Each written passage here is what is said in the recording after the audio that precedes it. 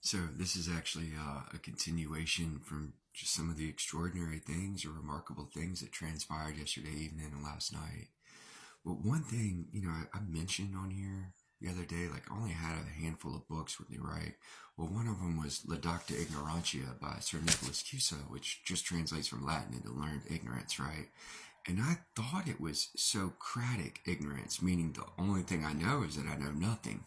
Because consider, if time and space are terms of conditions, and our knowledge is only, and they're aspects of knowledge, so everything that we think we know is only applicable through time and space, but they're just terms of conditions. So whatever reality, quote unquote reality, actually is, because that's not what we're participating in. You know what I mean? This is just some illusion, some game, more or less, and a satanic production, unfortunately, for right now. But anyway, it doesn't mean that. So, oh, sorry, you can't know anything simply because you're experiencing something that is not actually so, in essence, right?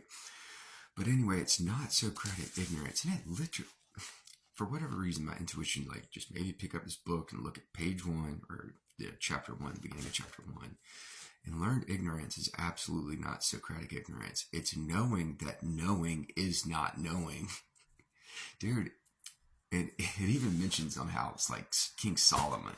Like once you start getting into this level of knowing, like how knowing is not knowing and all that kind of stuff, I've mentioned on here, King Solomon even says it. How many times have I tried to mention that? Like, language becomes a messy enterprise when you start trying to get into expressing truth because truth is so subtle. You can only know it through awareness. So, trying to communicate it through language, and especially modern day English, is once again, like I've said, it's nearly impossible. But here's another thing that I noticed. Like there was a Greek term that somehow escaped me because it's from Socrates, and Socrates he didn't write, he only spoke, and Plato was his like primary disciple. So like you can get a pretty good idea of what Socrates had to say through Plato, but it's still Plato's words. But there is a word, it's phronesis. So Socrates proposes that phronesis is a necessary condition for all virtue. Being quote unquote good is to be an intelligent or reasonable individual with intelligent and reasonable thoughts. Phronesis allows a person to have moral or ethical strength. You know what I keep trying to say, man? Like, if you just try to make your thoughts as profound and loving as possible, everything will fall into place. I'm talking about phronesis without knowing I'm talking about phronesis. And also, when it came to Sophia, remember, Sophia is the nous, which is the ability to discern reality. That whatever happened on that back porch in July of 2019, where, all I can tell you is some entity that I did not see with my eyes. It just, some little thing just kind of blew in my ear. And the only thing I knew how to describe it as was Sophia, but I thought Sophia was the goddess of wisdom. And last night, when I'm going through all this phronesis stuff and this dogma ignorantia, all of a sudden I read how Sophia is not necessarily the goddess of wisdom. I mean, it is that, but more specifically, it is the ability to discern reality. And that's what the nous is. And that's what I guess Anaxagoras was kind of talking about when he was talking about the cosmic nous. But anyway, and then I said Sophia is also episteme, which is, like epistemology, which is concerned with things that could not be otherwise. But here, check this out. It was defined otherwise by the guiding unconsciousness of subjectivity within a given epoch. An epoch is kind of like a zeitgeist, just meaning like a particular period of culture and society, like everything that was just kind of shared. Like right now, we're in the middle of an epoch, whether we know it or not, right? Subjective parameters which form an historical a priori. And a priori just means like the age before. So like you're creating the subjectivity conditions of an age before whatever's going to come later. I hope that makes sense. That's as good as I can explain it now anyway. And it's further explained by somebody else, Thomas Kuhn, who was like one of the biggest philosophers of science in the early 20th century. But he calls it a distinct set of concepts or thought patterns, including theories, research methods, postulates, and standards for what constitute legitimate contributions to a field.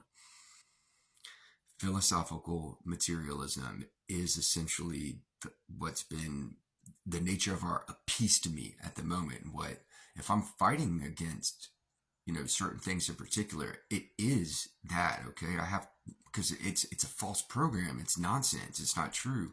It's to serve Satan. But it kind of is, man. I don't mean to sound whatever to those of you not familiar with these presentations, but you need to try to acknowledge that reality known by the Greeks and the ancient Egyptians and, I guess the Atlanteans as well. Like, you need to start coming to terms with things are much different than what we're taught and things of that nature. So anyway, they all, and not only that, but like if you go to ancient Mesopotamia and things like that, their culture, it all had one word for wind, breath, and spirit. And that word is what we now know as subtle. I keep trying to explain truth is subtle, truth is subtle, truth is subtle. So like they considered what's subtle to be real, and what's subtle you could only know through the awareness of the one eye, the mind's eye, or the pineal gland, right? Because everything that you see that's obvious or appeals to the two eyes and the quote unquote physical senses, man, it belongs to what we can only call Satan or the devil in essence, right? I know that might be hard to come to terms with for some of you, but like, man, it just kind of is what it is. But like, dude, it's okay. Like, there is such a big awakening that's lit, and I mean, it's so much more profound than I even thought it was yesterday morning. Okay, this is, it's a big deal, and I'm simply here to serve on behalf of all of us. I'm here to serve us as a simple aspect of us. Okay, I hope that makes sense. But I just and there's a quote from Simone de Beauvoir. She was a really, really beautiful philosopher from, like, I'd say mid 20th century, right? She was also married to Jean-Paul Sartre, who you've heard me mention on here a lot. That was one of the best phenomenologists and existentialists that ever lived. His book Being and Nothingness is so brilliant. It almost doesn't make sense how any one mind could think up all that, or just know all that, I should say. But her quote is, "To free oneself is also to will others free." And I think that's why, I've just been showing up every day and just working and working and working, and knowing that I was doing stuff when all it probably seemed like I was doing is just reading, writing, praying, and playing with my cat Pumpkin, you know what I mean? And maybe doing some push-ups and squats. Like, that's what it just looks like, man. That's what's obvious. That's not what's real. The truth, or what's subtle to that situation, okay, is that, doing some, I don't want to call it big things because I'm not a big deal, but like I'm doing big things for us, right? And man, it's kind of like I didn't necessarily need the relief, but it's kind of a relief to like have experienced all that last night, and so many things just kind of clicked and came together, and I'm really grateful and I'm really humble for that. And I said I was gonna work on, more or less calming it down, just slowing it down a little bit, like, a lot of this experience, I experienced like childlike giddiness and just, there's so much innocence to it, and it's so wholesome, and it's neat. That's why I say neat all the time, and it's beautiful. But it's kind of fun and exciting. But at the same time, like, I know some of you are going to respond to that, but more of you are going to be shunned by it. You're more or less going to rebuke it. You're going to be turned away from it.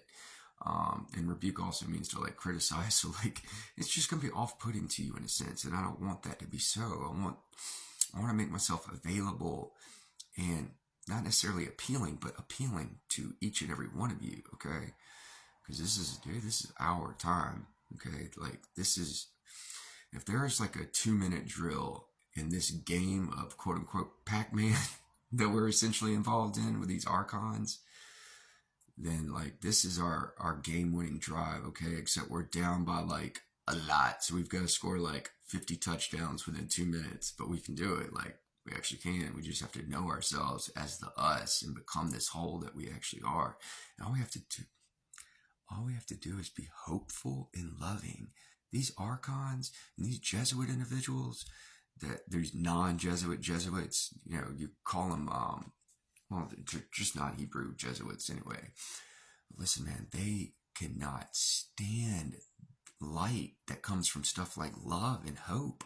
Like, it's so toxic. It's like throwing acid on them. So like, we need to embrace that ideology. This is not an event where we take up arms and go to gun battle. Okay, this is going to be one with our hearts and minds, profound minds and loving hearts. I love you.